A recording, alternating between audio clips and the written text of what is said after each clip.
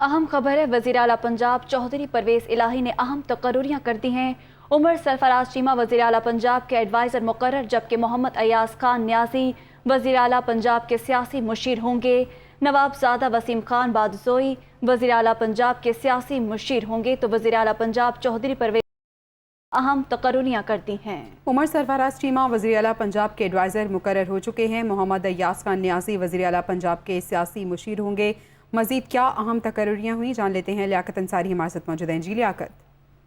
आज बिल्कुल हुकूमत पंजाब में हुकूमत साजी का मामला तेजी से आगे बढ़ रहा है और आज वज़ीर आला पंजाब चौधरी परवेज़ इलाही ने 3 अपने एडवाइजर्स का तकर्रर किया है, जिनमें साबिक गवर्नर पंजाब उमर सरफराज चीमा को भी वज़ीर आला पंजाब का एडवाइजर मुकर्रर कर दिया गया है। वो मशीर इतलात के तौर पर पंजाब हुकूमत में फ़राइज़ सर अंजाम देंगे। इसी तरह मोहम्मद अयाज खान न्याजी जो है, उनको भी वज़ीर आला पंजाब का एडवाइजर मुकर्रर किया गया है। मुल्तान से ताल्लुक़ रखने वाले रुकन सूबाई असम्बली सरदार वसीम खान बादलजई जो है, वो भी वज़ीर आला पंजाब चौधरी परवेज़ इलाही के एडवाइजर होंगे। इससे पहले एक एडवाइजर का पहले तकर्रर हो चुका है, आमर सईद रां का। तो इस तरह अब हुकूमत पंजाब में मजमूई तौर पर 4 एडवाइजर्स का तकर्रर हो गया है। 3 एडवाइजर्स का आज तकर्रर हुआ है, जिनमें उमर सरफराज चीमा, अयाज खान न्याजी और वसीम खान बादलजई हैं।